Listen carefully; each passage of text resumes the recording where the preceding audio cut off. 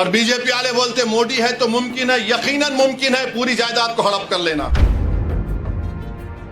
53,411 hectare जमीन वक्फ की है महाराष्ट्र में, जिसमें से औरंगाबाद में 4,099 हेक्टेयर है। तो ये पूरी जमीन नरेंद्र मोदी छीनना चाहते हैं। मोदी जी ये चाहते हैं कि औरंगाबाद की डिस्ट्रिक्ट कमेटी में पूरे के पूरे बीजेपी आरएसएस की जहनियत रखने वालों को मेंबर बना दिया जाए।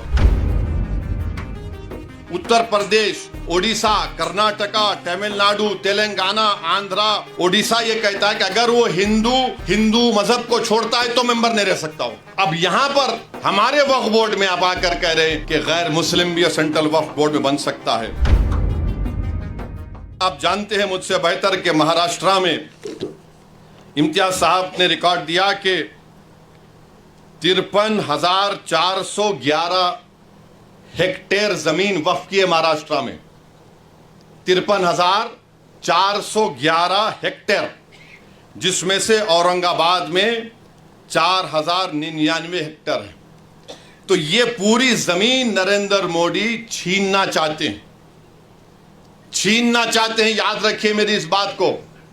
और कैसे छीनना चाहते हैं, उन्होंने कानून बनाया।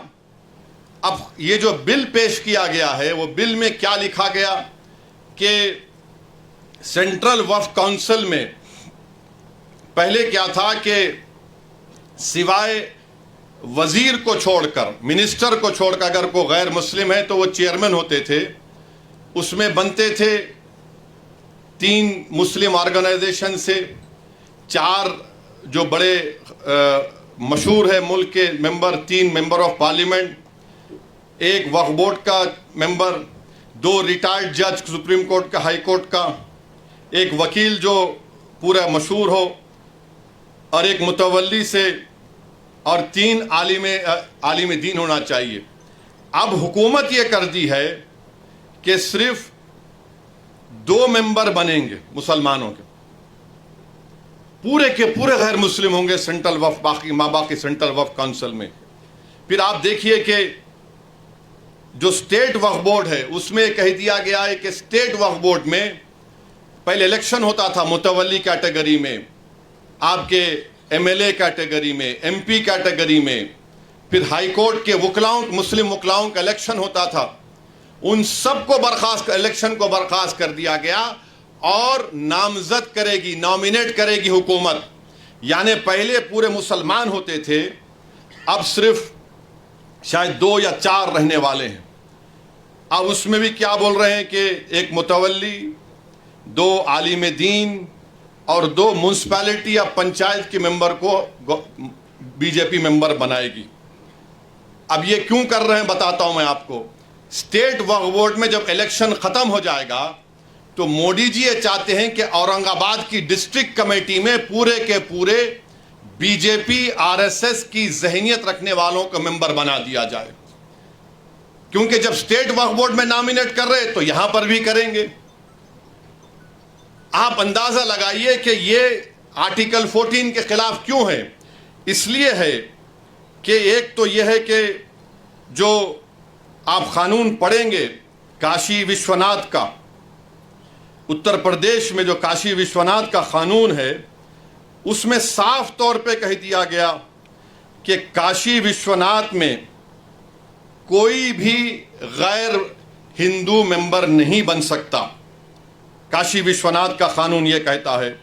फिर आप जाकर तमिलनाडु का कानून देख लीजिए, वो भी ये कहता है कि कोई भी मुसलमान या गैर हिंदू उसका मेंबर नहीं बन सकता। तमिलनाडु का 59 का कानून है। फिर आप आंध्र प्रदेश का सेक्शन 3(2), उसमें कहा गया है commissioner, additional commissioner, joint commissioner, बल्कि कोई काम करने वाला भी गैर हिंदू नहीं हो सकता। कर्नाटका का 97 का कानून ये कहता है कि कोई गैर हिंदू मेंबर नहीं बन सकता। ओडिशा का कानून सेक्शन 5 कहता है कि हिंदू ही बनेगा। अच्छा, इन तमाम उत्तर प्रदेश, ओडिशा, कर्नाटका, तमिलनाडु, तेलंगाना, आंध्रा, ओडिशा ये कहता है कि अगर वो हिंदू मजहब को छोड़ता है तो मेंबर नहीं रह सकता हो। अब यहां पर हमारे वक्फ बोर्ड में आप आकर कह रहे हैं कि गैर मुस्लिम भी सेंट्रल वक्फ बोर्ड में बन सकता है।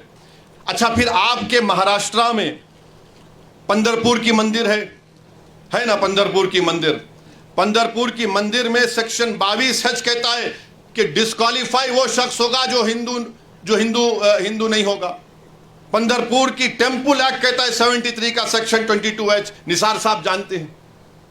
आप नहीं बना सकते किसी गैर हिंदू को। हमारे ऊपर क्यों कर रहे हैं आप ये? इसलिए कर रहे हैं ताकि पूरी जायदादों को छीन लिया जाए। जब इनके चमचे आके बैठेंगे तो वो तो बादशाह सलामत जिंदाबाद के नारे ही लगाएंगे ना। और बीजेपी वाले बोलते मोदी है तो मुमकिन है, यकीनन मुमकिन है पूरी जायदाद को हड़प कर लेना।